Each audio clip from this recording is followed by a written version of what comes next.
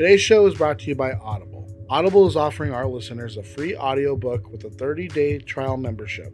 Just go to audibletrial.com/INTB and browse the unmatched selection of audio programs. Download a title free and start listening. It's easy. Go to audibletrial.com/INTB. Honestly, they're not that bad.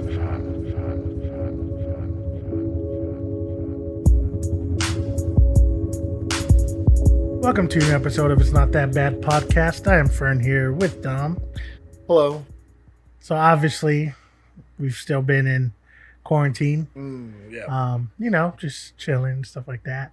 Although, I will say, I think it's starting to teeter towards people really starting to lose it. Like, I think there's a beginning phase where people were irritated. Yeah. Then there was a phase where people realized, like, oh, this is a real thing. Fuck. And now I think there's a new phase where people are starting to understand, like, oh, this isn't something that just isn't going away. It's still here, and we don't know what we're doing. And there's a whole new level of, like, what the fuck? What am I supposed to do? Etc. I think the next phase could be the worst, because I think that's when people are going to start to realize, like, oh, hey, a lot of people lost their jobs and they're never getting those jobs back. Yeah. Not just because of, them having to leave, but like, the company actually closing down and etc. So yeah, that's going to be a fun one. But this one was just, it was more irritating. And my mom even told me, she's like, I think it's getting to you. I was like, it's not getting to me. It's everyone else that's getting to me. But other than that, it's been pretty cool. I actually did the one thing that I said I was going to do, and I caught up on a bunch of TV shows that I completely forgot about. Like what? Like Walking Dead. Remember I told you I just kind of forgot about it? I was like, you know what? My sister has some episodes recorded. No, but it's one of those things I tell you where it's like, it's not that it's horrible, but it's just like I've been invested in it for so long. I can watch it. How I imagine that Star Wars fans who want to hate the new franchise keep watching the new franchise. I think that's kind of how I treat it, but okay. I don't hate it. It's not as exciting as it once was, if that makes any sense. Yeah. So I caught up on all that, and that's even hilarious because I'm like, oh shit, yeah, okay, cool. The next episode, I'm like, oh, you know what? It comes on today. So I was like, oh, I'll just watch it tomorrow. And then I check on Monday, and it's like, maybe they're doing that thing where, sometimes the season finale comes like, not this week, but the next week. And then it's, nope. You know what it is? What? That they didn't finish the season finale. So, because of the... Yeah, and I didn't pick up on the commercial, but the commercial literally says, season finale coming sometime this year. Cool. I know. I was like, what the fuck? Because I technically binge watched it. Because I was like, I didn't see any of this like fucking season. So I just was binge watching it. Because I was like, oh, I'm going to get through this. I get to the fucking end. And it's not even the end. I'm like, what the fuck? So that's irritating. I mean, I don't really suffer from like being cooped up because not only am I an essential worker, but I'm an essential worker double over now. Does that mean that not just one company gets to fuck you over? 2 companies get to fuck you exactly. over? Yeah, it's weird. Some lady we were talking to over the phone was like that she works two essential workers' jobs, right? And she can't be out and about. She has to have special like paperwork because the police will pull her over. I was thinking, I mean, no one's ever stopped me like, hey, why are you driving around? Are they from here? Yeah. I could understand if it was like, because I know California has like a full lockdown where it's all like you have to have special like forms saying like you're an essential worker, but not here. I mean, I don't think, and no one's pulled me over. It was kind of weird. The only thing I've been doing is like catching up on things. Or like just watching things over. Yeah, I don't know. It's just like I don't think it's getting to me. I think it's just starting to get to other people. Yeah. And that's the irritating part because I can't control other people. I can only control myself. So while they're losing it, I'm just like, yeah, but having been going through all this, it's like, man, I really want to go to the movies, like really bad, like to go to like movie theater. It's gonna be interesting though, once all this stuff dies down and things start to open up, and people start going out again, because there's gonna be like, well, I have to be inside for a while, so like I'm gonna go out every day, and I'm gonna go do this more, and I'm gonna go do that more, and it's like, oh no, then it's gonna be even more busy. If everyone's out and about, I guess I should just stay in.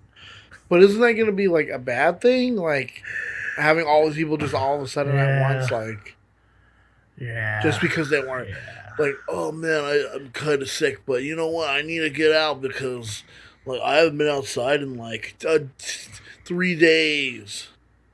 I do actually like this world that we live in right now where people are slowing down. They're not doing as much. I mean, the world itself even said like, hey guys, we're starting to show wildlife in certain places again. Things are starting to clear up. Remember how there was smog everywhere? Not anymore.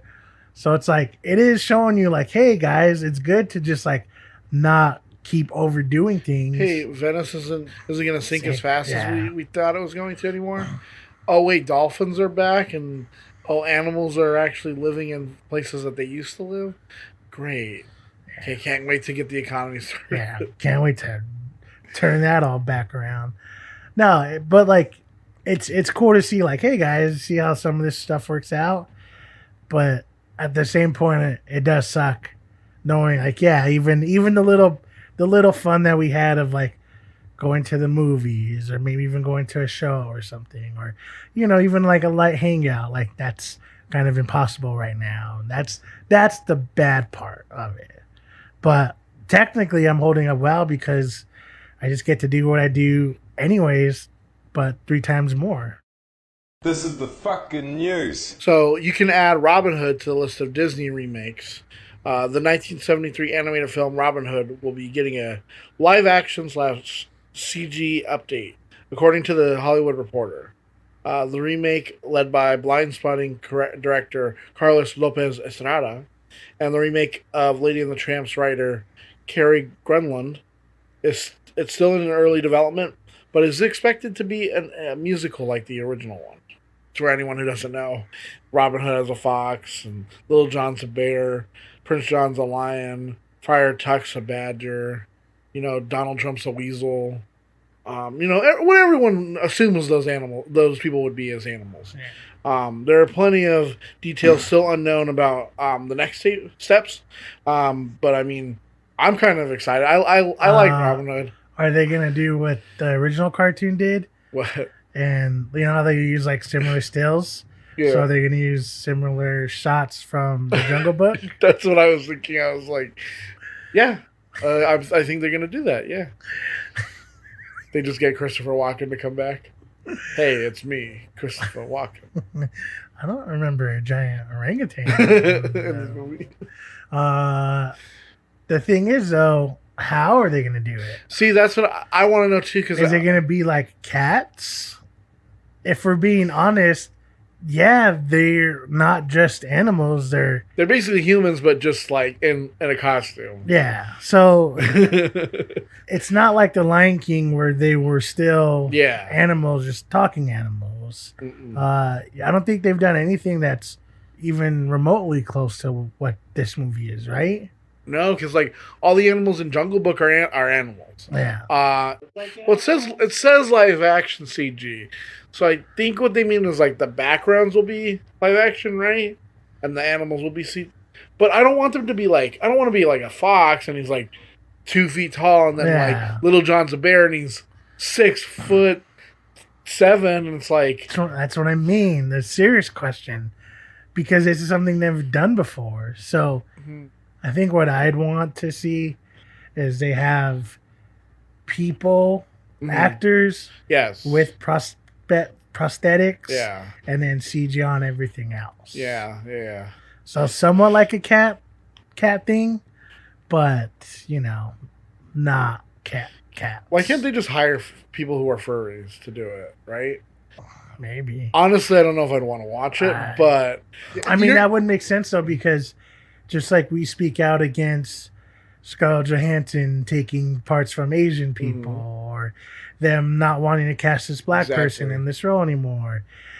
Furries live this life. Yeah. So you're telling me that Jason Bateman knows a fox better than Rick down the street, who dresses as a fox in his off time? Sure, he doesn't tell many people about it. Sure, he keeps it a secret. Also, don't post that. No, but I mean, it has to be something like that, right? I assume. Because if they do what they did to Lion King, but make it where the animals are more human, then why couldn't you just make this a Pixar movie? Yeah. You know what I mean? I think that's how, because I think with the Lion King and everything else, it can get away with it because that's how the movies were technically presented. Yeah. I mean, sure, obviously the original cartoons, the faces were more animated, like people, whatever. But I didn't see Simba standing on like two legs and, like lifting weights, like, yeah, I'm going to get bigger, stronger. It wasn't like that. Yeah. So when it came out. Yeah, and you saw as a pubescent boy, and then he grew into a man with ripped abs and a nice behind, and he's like, yeah, I can't wait to go take on my Uncle Scar and wrestle him to the ground. It makes sense that they would want to do something like that, right? Where it's like partially. But yeah, because you're right, because it blurs that, because it's something that they haven't done, because either with their remakes it's always been live action where it's like Mulan or Beauty and the Beast, right? Where it's like, okay, because those are people. Or, yeah, like Lion King and Jungle Book. Okay, because those are animals. But this is the first one that they're trying to adapt that's like, we can't do it one way. We can't do it the other way. It really has to fit this kind of weird slice that works for animation, but doesn't work for live action. The good thing is we're in this quarantine phase. Yeah. So maybe them sitting on the idea will help them push them like, well, we can't make this too weird because people are going to get too horny. We can't make it not too weird. It's going to get too boring. That's true. They have to find the perfect middle. So, I mean, like I said, they have longer than normal. They should just bring back Idris Elba and he can be Robin Hood. Why not? The Hellraiser reboot moves forward with David Brucker at the helm. Bruckner is a horror veteran with The Signal, VHS's the segment Amateur Night, and 2 episodes of Creepshow on his resume. Hellraiser has been in development hell since 2006. Multiple individuals were attached prior to David Goyer, who was producing the venture and was also involved with Bruckner's feature Night House. In 2007, Andre Bustillo and Julian Maury were named as directors, and then they departed the film. Pascal Ungier, I don't know. Todd Farmer and Patrick Lussier were also in the mix as well. At one time, William Fichtner was being considered for the pivotal role of Frank, who starts the entire saga by summoning the Cenobites. Currently, the Spyglass Media Group Endeavor is the pre-production, or Endeavor is in the pre-production phase. Last year, there was some talk of bringing the Clive Barker Horror Fest to the small screen, as well as in the form of an anthology series. We've talked about this in the past because whether it's us bringing up actual news or whatever, but I think I settle on the fact that they should have just had this super sci-fi horror film take place in this, like, not hell, but Leviathan. Yeah, the Leviathan or whatever. They should start it off there, and it's just real fucked up and real crazy, and just let it be the weird horror sci-fi almost B-ish movie that it is, And then you can make your normal whatever, because then you could build up this world being kind of, especially now where we could see, I mean, how many like low budget horror films have we seen where it's like, God, this is really fucking good. Yeah, that's true. Just let them take that idea and make a whole world out of it, and then you take those characters from that world, put it into the world. It's like, oh, okay, that's fucked. You know what I mean? It's almost backwards in a way, but we have known of this storyline, these characters, the lore, everything about this thing for so long now. I feel like you could pull it off. And if they do go the route where we talked about this before, where they let this original film take this almost low budget horror, like new wave low budget horror, where they give a lot of leeway to like the director and stuff like that, right? Yeah. They let them take that one way, so then when the movie that they want to make, they could put more money into, and it'll still feel big, but it still be tied into something very anchored, right? Imagine, if you will, we talk about this a lot, imagine if you had a continuation story of the Endless and Resolution, right? But you give them a budget of $10 million. Damn. I wonder what they deal with that. Exactly. That's what I'm saying, because then, as not only just for fans of us, but people who are coming into this, when that movie comes out, it's going to be something that these creators have done already, right? And they literally had their blood, sweat, and tears into this film, that now they have the ability and the money and the freeingness of like, hey, we could probably do this now. Hey, we could probably do this now. Then you take that and you let them create something a little bit more than this other movie. You're still going to have, I think you could still capture that same feeling, and it would still be something that for people like us, we could probably be like, well, even though I know the Endless is more low budget, like it's still my favorite, but like this just shows you how great these people are, right? Because I mean, that's just how I think most modern, I don't want to call them quote unquote movie critics, but people who say they love movies are, they like to be pretentious about it. I think you get that crowd, you get this crowd that we know that's there. I mean, we talk about all the time, like, look how big Hereditary was. Look how big The Lighthouse was. That people are going to these movies. They love these movies. These weird, fucked up, like I said, almost be-like movies, but people are drawn to them because they can see how well these people create this universe. And I know it's ass backwards, like just throwing a movie where you just see nothing but hell for the hour and a half you're watching it. Sounds crazy, but why not? I mean, that might work. Why not just give it a shot? You literally have tried for decades to keep this going, and nothing ever stopped. And I think also the fact that, like, you shoehorned other scripts into, like, things that had nothing to do with the franchise in order to just keep the rights to it. So I'm pretty sure you could cobble together something that, like, is competent enough to be like, oh shit, that actually is pretty good. I mean, honestly, I think what you do is you take a newer up and coming director like this guy, you let him do something real weird and crazy and fucked up like he normally would, right? Yeah. But you let him do it on his own terms, and then you invest that money later on. Like, imagine if this was Hereditary, and then they're like, okay, well, now we want to make the Hereditary that we wanted to make, right?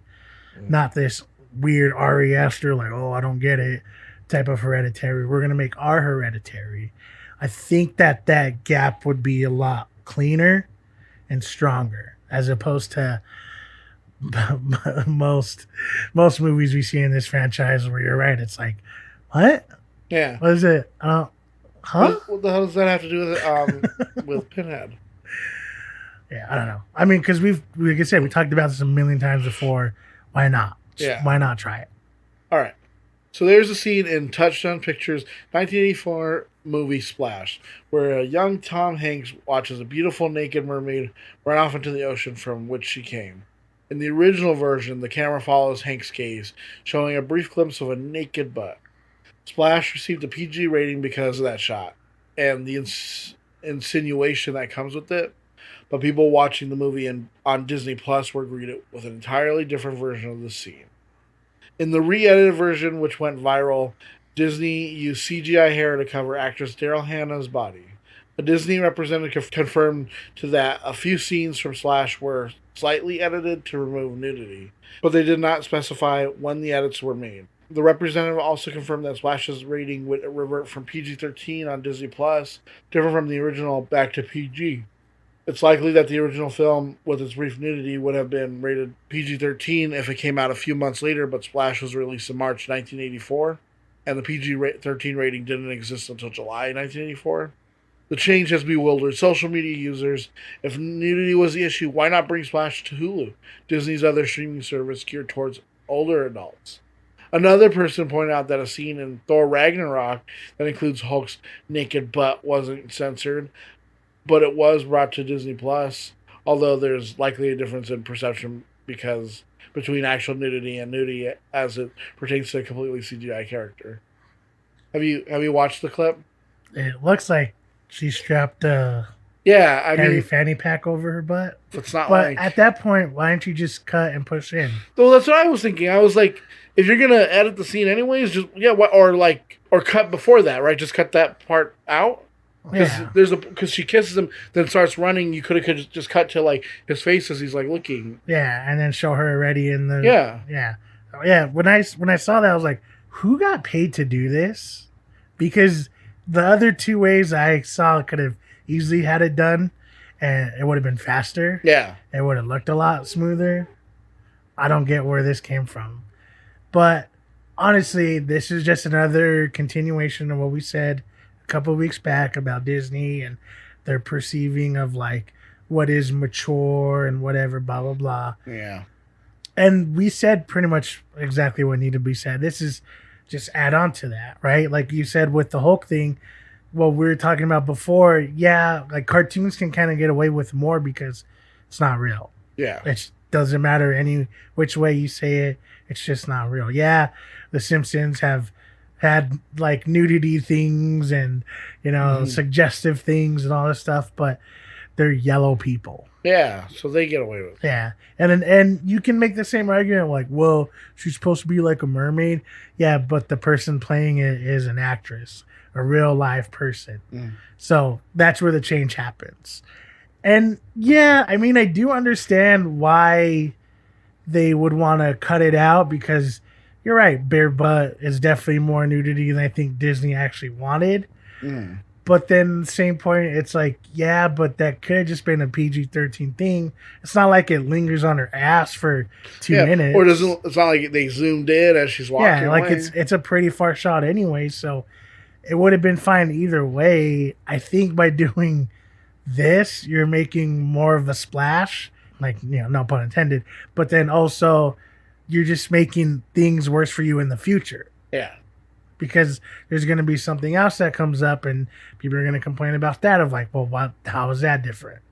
Yeah, I don't know. It's like it's a whole rabbit hole, and I mean we've talked about it multiple different, like from different angles too. Like, does the creator, even if they're the ones changing it, do they get to say?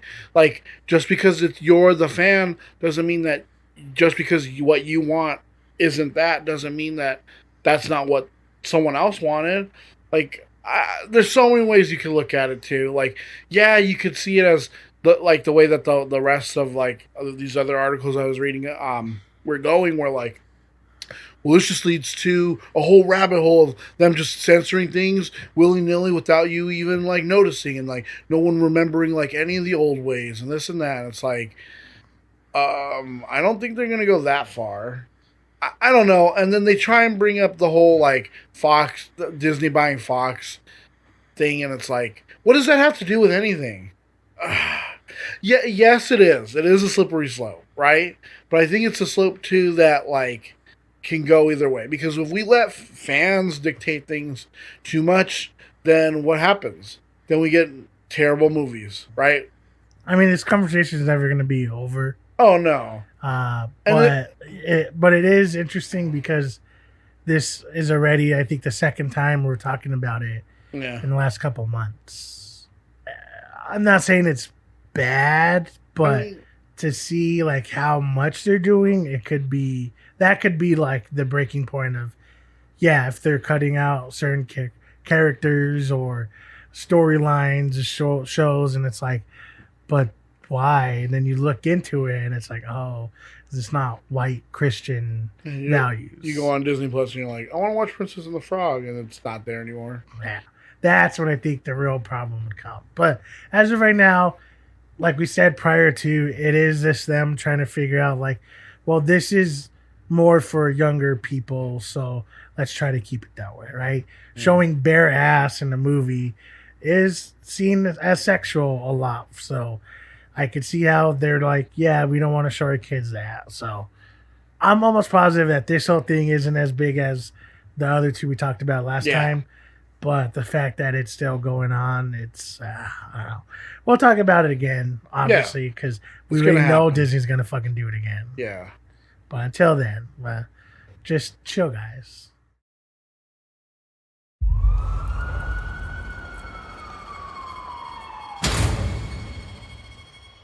I'm sorry. Hey, Glory. No. You need to go. What is he doing with him? I'm as baffled by this conflicting evidence as you are. Did you kill my son, Terry? Look at me! Terry murdered a child. Everything he does after that is like he's begging us to catch him. What kind of criminal does that? He didn't do it. The evidence and the counter evidence, I'm struggling with that. Where are you going with all this? Is that Terry Maitland, 70 miles away? The same day, the same time as Frankie Peterson was murdered. A human being cannot exist in two realities at the same time. I didn't kill that kid, Ralph. When the facts are filled with coincidences, don't dismiss those coincidences. I have no tolerance for the unexplainable. Well then, sir, you'll have no tolerance for me. All she's asking is that we keep an open mind. You keep your mind open. I'm just gonna look for facts, evidence, dumb cop shit like that. I think you should drop the investigation. If you don't, I feel like something very bad is gonna happen. Something bad's already happened. If you can't get yourself to really believe, then you're a danger to everyone else. When I was a kid, I didn't believe in anything. Not God, not the devil. But now I believe there's something else out there. It was worse than I ever imagined.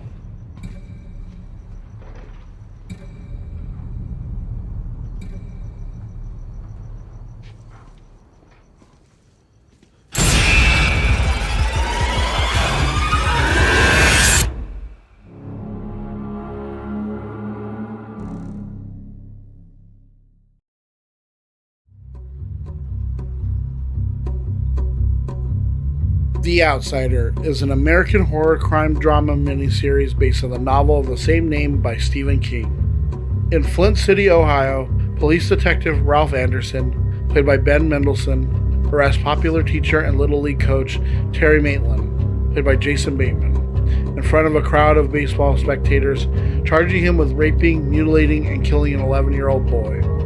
Maitland hires his friend and lawyer Howie Solomon, played by Bill Camp, to assist him, but Anderson has eyewitnesses and clear forensic evidence pointing to his guilt. In the meantime, eager reporters harass Maitland's wife, Glory, played by Julianne Nicholson, and his two daughters, Sarah and Grace. The district attorney tells Anderson to break Maitland's alibi in order to make this an open and shut case. Anderson discovers, however, that multiple eyewitnesses confirm Maitland was out of town when the murder occurred. at a writers' conference in a neighboring town. Conference site security footage also provides confirmation of Maitland's alibi. Anderson finds a book at the conference center gift shop that Maitland, or his doppelganger, touched, and the fingerprints on the book are confirmed to be Maitland's. The district attorney encourages Anderson to destroy the new evidence, but he does not. Despite evidence that Maitland was in two places at once, Anderson still believes Maitland killed the boy. Maitland is shot to death outside the courthouse by the older brother of the victim, who is subsequently shot and killed by Anderson. Anderson is placed on administrative leave, and the district attorney decides not to seek re-election. With the help of private investigator Holly Gibney, played by Cynthia Erivo, she follows the trail of clues that takes her across country. Jack Hoskins, played by Mark Menchaca, an officer in the law enforcement, is coerced by the outsider, the real killer, into killing Anderson. With the help of a number of characters, Anderson and Gibney discover that they have an actual monster on their hands. They set out to destroy him in a large cave where 2 children died years earlier.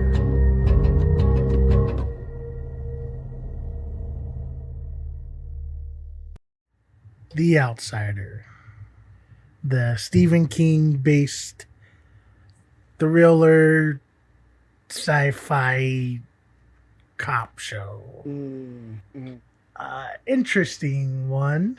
Yes. Because as I was watching it, I was like, this is just a cop show. But because it is Stephen King, it obviously flips. Yeah. And then you get to the story. Because I hadn't watched it, and then you were telling me about it, and you're like, yeah, it's pretty good. And then, you know what, just when you get to like about the 4th episode, then it becomes a Stephen King story. I think that's what you said pretty much, right? Yeah. Because to be honest, it was a good show, but it was lacking the sci-fi part until you realize, like, oh, it has to do with like doppelgangers or something, because something's not adding up. Yeah. And even though you're waiting for like the sci-fi part, it's almost like, is it a sci-fi part or is it like a mental thing? Yeah. Because I honestly thought it was going to be some weird like mental shit where like the guy was making a lot of the shit up, or you know what I mean? Like, I don't know. I honestly didn't really know because I never read the book or anything. But I will say that I think it was the 2nd episode or 3rd episode where they do that shot where he like looks over, and I think it's Jason Bateman's character that sees the hooded guy, the outsider, and you could see like he's kind of weird. So I saw that and I was like, well, okay, so it has to be something, right? And sure enough, it comes full around. It's like, oh yeah, this is a full sci-fi thing. And after, honestly, like, it's not that the first like 2 or 3 episodes are boring. It just kind of was like, but where's the like Stephen King part? Yeah. Then it turns into, honestly, I think it was the 4th or 5th. Well, the 4th episode is the one where you learn about Al Cuco. Okay. And then 4 and 5 is really where it starts turning. Yeah. Because it's like you start learning about Al Cuco, and then and then that's when she starts like putting the pieces together of like, oh, well, this person came into contact with this person, and they scratch this person, and then they scratch that person, and then every 27 years it has to kill and feed. No, that's a different one. Oh, that's a different one about a boogeyman? Yeah. Oh, okay. Sorry. Honestly, though, I did like the fact that it wasn't as hard hitting with references as like Castle Rock. Okay, yeah, no, it doesn't have as many like. But the fact that once it became like the Stephen King type of show you did, it's like, oh, I could kind of see this in every other Stephen King type of an adaptation. Yeah, if that makes any sense. The fact that it has like a bunch of people coming together to defeat a monster, that's literally like, oh, that's literally that. I'm pretty sure he has a template. Honestly, I like, as much as I love Stephen King, it's like that's 100% true, and anyone out there who loves Stephen King will agree with me. Like I said, with the story, you know kind of where it's going, and then it gives you a little bit more where you're like, obviously that's it. but you're still watching it like, yeah, bro, I gotta watch. I gotta see. Because I honestly, I didn't think that the entity, the outsider or whatever, I didn't think it was going to like talk to them and tell them all this shit. I thought it was just going to be like they found it out and try to kill her or something. Yeah. Right? But the fact that it's smarter than I think I thought it was also makes it kind of like cool. Because like I said, he even says like, oh, there probably is other things. I don't fucking know, but like, I don't know, whatever. Yeah. So it's like, cool, dude. Just tell me, like, is there aliens? Was there like a place where there's aliens at? And, but if they take the time to explain it, and they're like, okay, so basically there's a macroverse, and see, I'm part of a species that came from the darkness, that came from what we call the Prim. Okay, so it was the darkness that came out of the beginning of the universe that was there before the light, and then see King Arthur, but in a different realm, he slew the Crimson Queen, who was the leader of the Prim, and basically he defeated them and pushed them back to the darkness in between the spaces between stars. And so I'm just a monster from that. Shut up, mate. Yeah, you're right. But like, I like that one line does kind of make you feel like, oh yeah, because we are in a Stephen King universe. Yeah, there has to be more weird shit, right? And I love how like it just sets everything up so perfectly. It's like the first episode, you're kind of like, how is he going to get out of it? It literally is an open and shut case because all these people saw him, like they have all this evidence, and then you're like, well, where is it going to go? Like how can the story be? And then and then they start bringing in, like you said, doppelgangers. But then it's just slightly off, and that's what I think Stephen King's so good at, is like he creates this universe where like in like a small town where it's like, but something's just slightly off, so that makes one person be like, hey, maybe I should hire a private investigator, and yeah, sure, she's got like Asperger's, I think.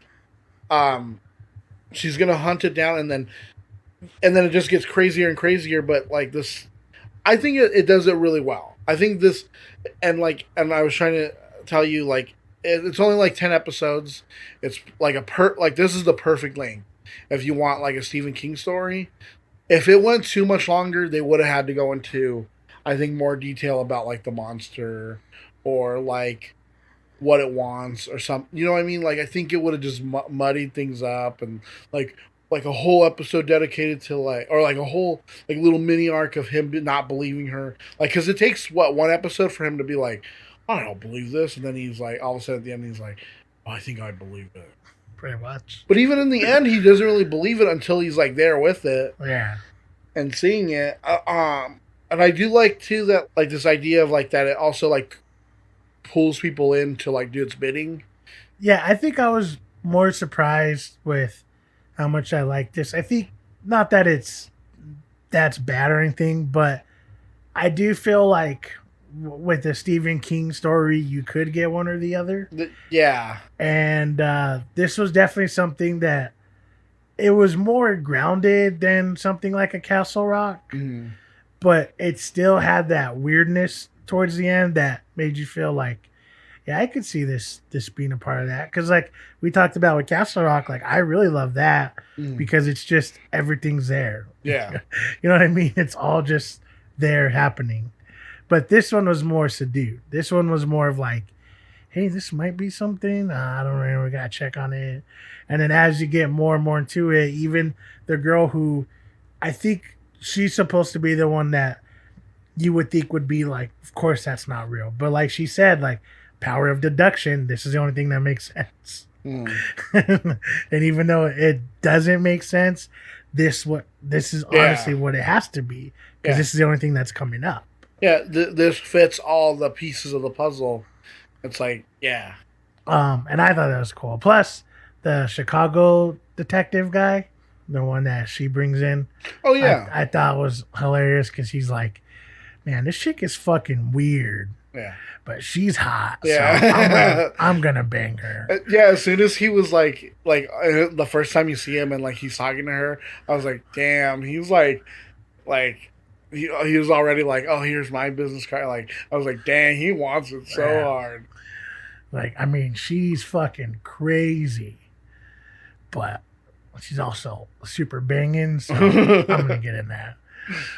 So you gotta give mad respect to that guy, you know. Honestly, I really liked it. I love the way it ended, too. Like, right, you're right, because the ending, you could have just had the show end like normal, and you're like, that's a good story. Thanks for telling that. But that little added on towards the end of her having that weird dream or whatever, and then it's like, oh, is that a scratch from the thing, or is that? Well, see, I was watching a video, and they were saying that you don't see her with the scratch when she's there with Ben Mendelsohn at the end. That scene though has to take place after that though, so that means because they're saying goodbye. Yeah, so the scratch might be in like her mind or something. I don't know, or maybe she got it from something else. I think it's meant to be ambiguous. Yeah. To where if this story never picked up again, then you decide on is that scratch real? Is it just her dreaming? Is it just a scratch that she got randomly? Or is it, something more?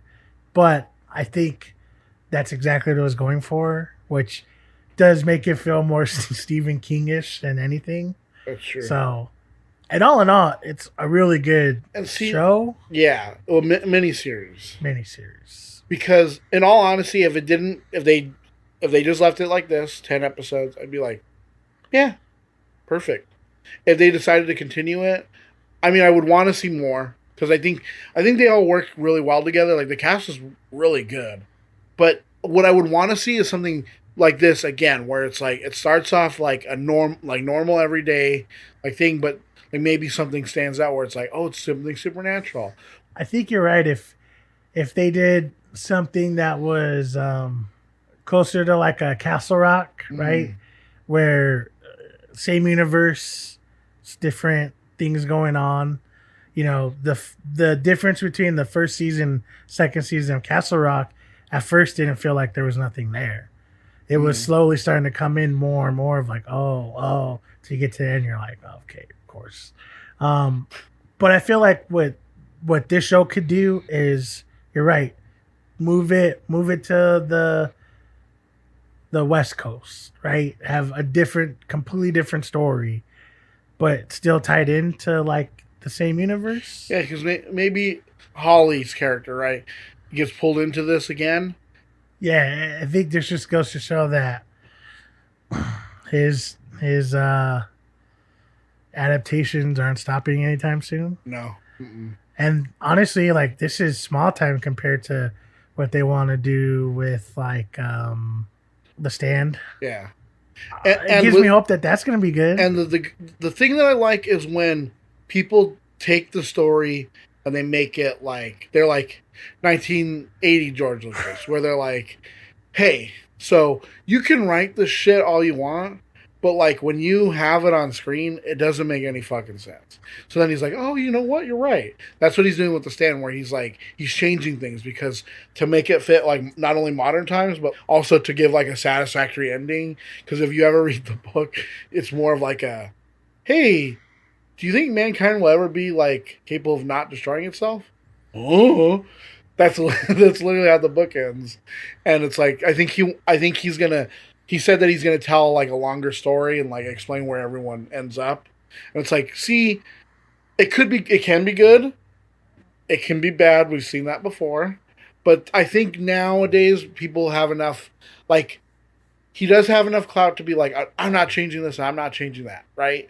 But at the same time, I think he's been around the business enough to be like, okay, I see what you guys mean. I watched Maximum Overdrive. I was so coked out of my mind. You're right. I mean, we've known this for a while, and I think we talked about this like revamp of him coming back into like major Hollywood and all this stuff. I think stuff like this just shows like doesn't matter what you get from him, it could be good. Yeah. So hopefully The Stand could be good. Yeah, because there was a long period from like the late 90s to the 2000s where it was like, oh, it just kind of seemed cheesy. And now it's getting back to being like, people are taking it serious. Yeah. Like, And I think the outlier of this whole thing would be The Dark Tower, because that technically, the idea of the Dark Tower series becoming on TV and movies, it was always grand. But we had to settle for a single movie.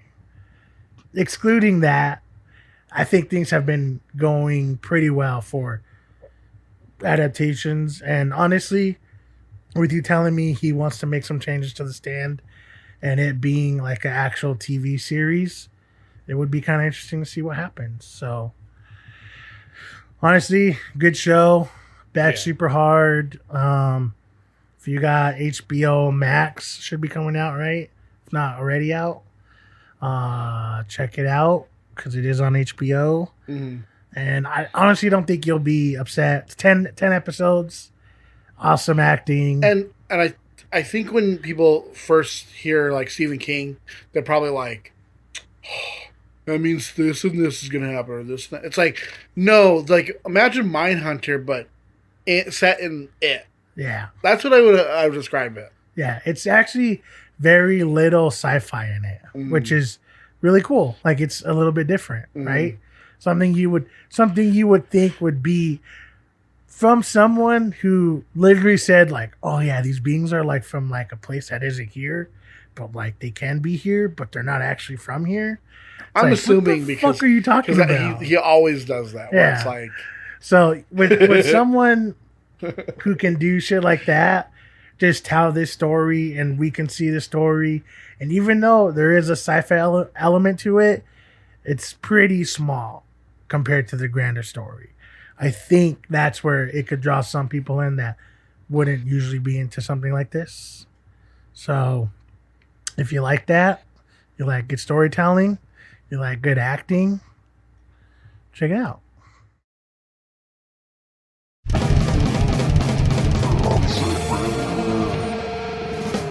Let's talk about ratings. Not like ratings as in like the Nielsen ratings or ratings as in like the MPAA ratings, because we've already I'm pretty sure we talked about both of those subjects. So this is a third form of ratings that we haven't talked about. But one that I think a lot of people would probably ask us about, because I think we started off like giving ratings based off of like Rotten Tomatoes, but we stopped that like right away. Because we just don't give ratings for films. We talk about the good, the bad, and all the things in between. But, like, I think a lot of people would ask us, like, hey, it's not that bad podcast. How come you guys don't give, like, out of 5 or out of 10? Or how many thumbs up you give it? Or how many times do you flip off the screen when you watch it? Because, hey, how about you shut your fucking mouth and we'll tell you why. One is because I think we both came to the consensus that we don't really need to do that because we're going to talk about the film anyways. And we're giving you our opinion. Like, an opinion can't be really... like, I always find it so hard to boil down a rating. Like, even on Letterboxd, when I'm on there and I'm, like, trying to give something, I'm like... but, like, I'll do, like, a 3, but then I'm like, but it was a little bit better... 3.5, but was it 3.5 worthy? And sometimes there lies the dilemma. And I would say, I've always heard that for my whole entire life that critics always give, out of 5 stars, or even on YouTube they try and be creative and they like say, oh, this many bear penises out of Jake Gyllenhaal's, and it's like, what does that even mean? Or because they're quirky, Dom. Or the one they have a personality. the one guy, he goes like based off of like whether or not you should watch it sober, watch it drunk, or completely drunk, and then in between, it's like, what? So the answer is it's stupid. It really is. I think that's why because like even with Rotten Tomatoes, like their scores are dumb a lot of the time because, I mean, there's movies that we love that we would never give. Yeah. I mean, how many times have we talked about where it's like so-and-so has a what on Rotten Tomatoes? Yeah. What the fuck are you talking about? That movie's amazing. And Lady Bird has almost 100%. It has 99. That's not right. I think as we kept going on with this, it became more and more of like, yeah, that's not the way we do things around here. Because when we started the podcast, I think it was on the basis of let's just talk about movies. Yeah. But then we were quick to realize like, but movies are good. Yeah. It doesn't matter which way you go for or against a movie. For the majority of the time, a movie is supposed to be entertaining, and that's exactly what we said. Movies are entertaining. Mm-hmm. Sure, there are movies that are masterful art pieces, and this scene and the way they colored this, and how this, like, yeah, I get it. Yeah.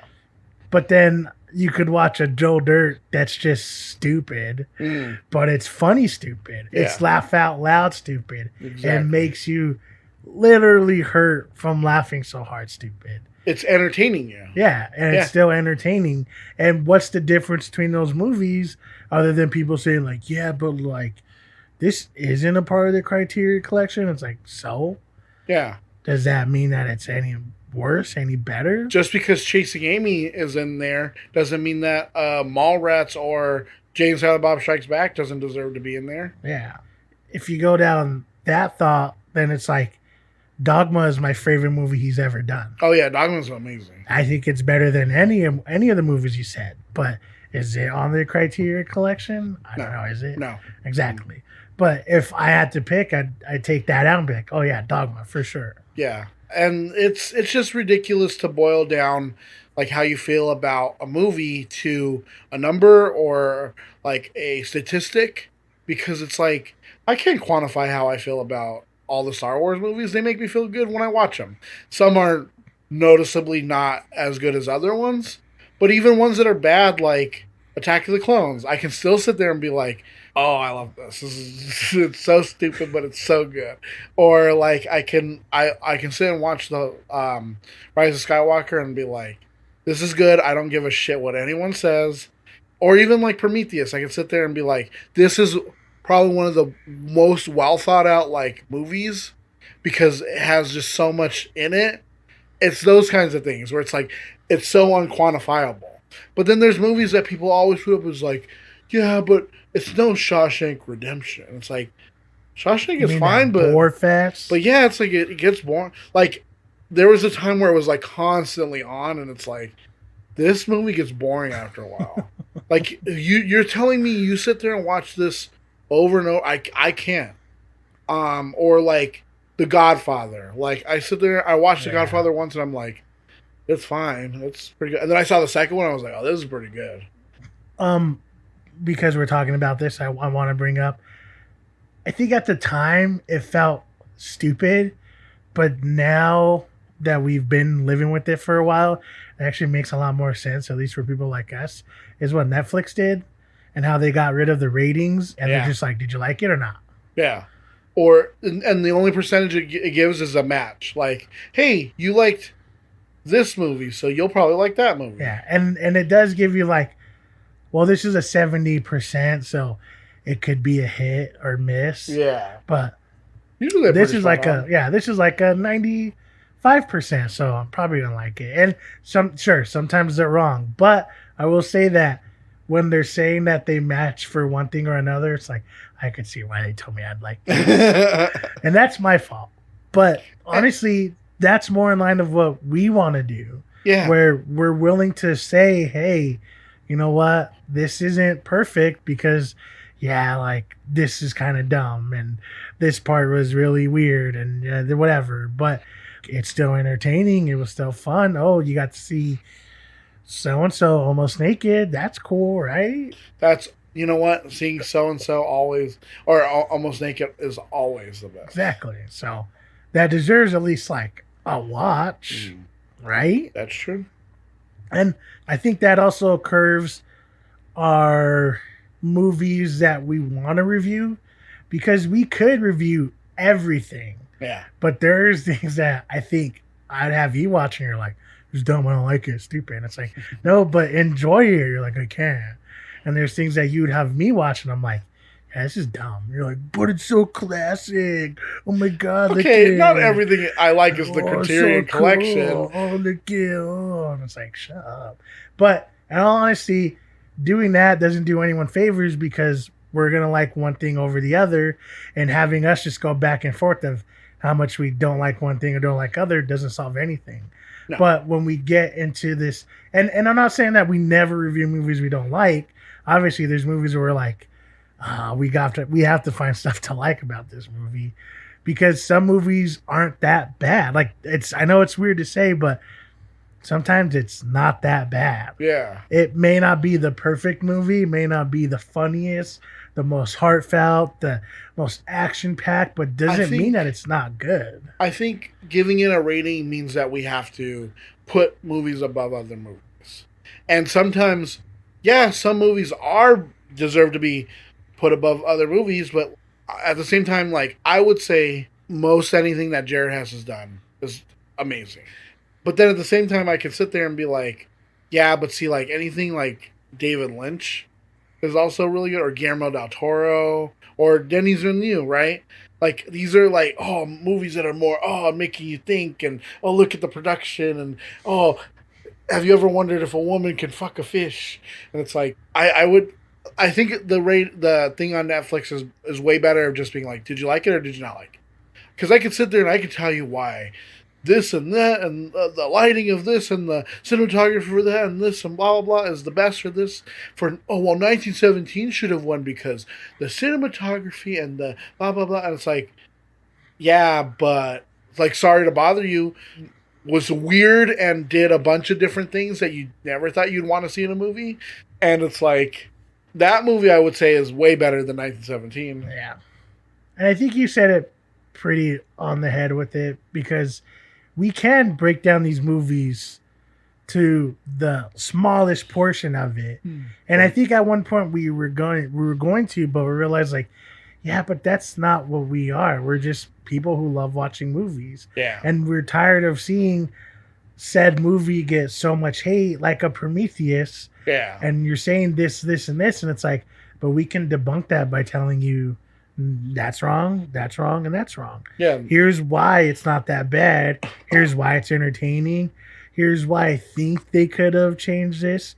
Here's why I think they shouldn't have changed. You know what I mean? Like, yeah, we can go through all that, but if we're going to sit here and say, like, well, actually, if we're talking about best pictures, and, like, I think Little Women has to take it, because they actually had to remake this whole area to, like, the 1800s and do that. You know what I mean? Like, you can get that anywhere. And anyone can tell you on YouTube, like, out of 10, like, this movie's good. But in the long run, it's like, does it really matter?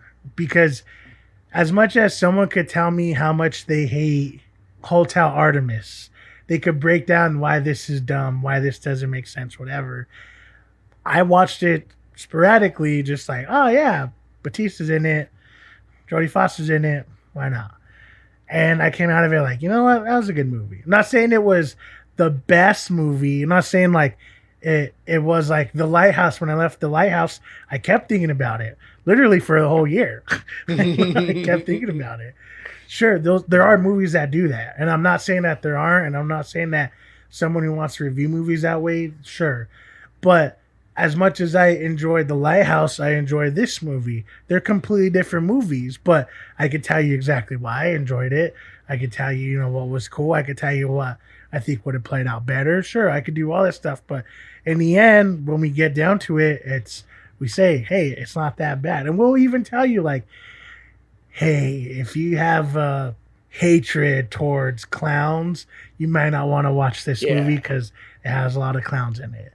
But if you can stomach it, watch it. Like, we'll give a little leeway for movies of, hey, you know, this movie isn't as funny as other movie that it's like, but if you like so and so, you might like, you know what I mean? Like, we're always down to say that, but in the long run, when we review movies, it's we just want to say, like, a movie can be entertaining without it having to be a masterpiece. Yeah. When it comes down to it, rating things doesn't necessarily do anything for us anymore. Sometimes they're for a laugh. Like, we'll say, like, oh, you see so and so got like 80%. It's like, what the fuck? That got 80%. Yeah. But we don't judge those movies on like what we should watch, what we shouldn't watch. We try not to bring them up when we're reviewing movies. No. We try not to give a percentage of like, oh well, yeah, 80% of this movie is like a good movie. Like, we try not to, because in all honesty, the movie as a whole is what we want you to talk about. Mm-hmm. You know, sure, we'll give you the down of a movie if it has one, or the great parts of the movie that, you know, we want to talk about. But in all, we'll say like, yeah, it's not that bad, or we'll say like, of course it's not that bad. It's the greatest fucking movie ever. But I don't know. That's just where we land. And if you guys like that, cool. If you don't, I mean, there's a million other people out there who will give you, you know, exactly five slap hands out of 10. I don't know, but whatever. Just we appreciate that you guys listening in the first place, and we appreciate the fact that we're not exactly similar to other movie reviewers, but you guys are still listening. Yeah. And we're not doing it to be different. We're just doing it because we're sick and tired of seeing everything be the same. Yes, exactly. Like, we are going against the grain, but not to be like, yeah, we're different, so we're quirky, we have a thing. It's more of like, no, guys, these movies are fucking cool. Like, stop being dicks about it. I wish there was more podcasts that did this, where they're like, hey, yeah, guys, you know what? It's not that bad. Oh, wait, that already exists. Yeah. The closest thing I could think of anyone doing similar things other than Netflix are the people that say like, hey, this is definitely a go watch right now, or hey, you should wait to rent it, or just watch it free on TV. Yeah. Like, people that do that, I think, is the closest, because majority of the time that's their way of saying like, oh, it's great and see it now, or hey, it's not that good, you can wait till TV. But most of the time when I see those, there's at least trying to be positive, like, yeah, you could put it on TV in the background months later, it doesn't matter. So, and I think the takeaway should be that you're constantly hearing why movies are bad, and we just feel like it should be on even footing, and we should be able to tell you why movies are good, or at least not that bad. With that, we'll say thank you for listening, as always. Yes, thank you. We appreciate it. If you would give us a follow on your streaming services. Mm-hmm. Don't forget to like us on YouTube. Yeah. We have a link in the description of the episode. Follow us on our social. That's INTB _podcast for Instagram and Twitter. You can email us directly at intbpodcast@gmail.com and let us know if you like the way that we review movies. Do you hate the fact that we don't give you a percentage or out of whatever? Yeah, out of how many burly Hugh Jackman's asses do you rate us? Tell us. Yeah. See, we're quirky. Or maybe, did you like The Outsider? Have you seen it yet? Have you not? Are you gonna wait till the hype dies down and then you're like, I'm cool, and then you watch and you're like, oh my god. Or did you hate it? Or is there any other Stephen King adaptions that you liked or absolutely hated? Yeah. Let us know. Are you also in quarantine during this whole thing? You better be in quarantine, right? Yeah, just let us know, because if you're not, then I'll have Dom call your local authorities so you can snitch on you. Yeah. But honestly, thank you for listening, Yeah. especially in times like these where we don't really know what's going on. And especially for something like us where we kind of want to focus on newer movies, and newer movies happen to just not come out. Exactly. I guess. Or they're thrown up right away, and it's like, anyone watching? I want to say thank you, and I hope you keep listening to us as we get through this whole thing together. Yeah. So please remember, as always, it's not that bad. It's not that bad.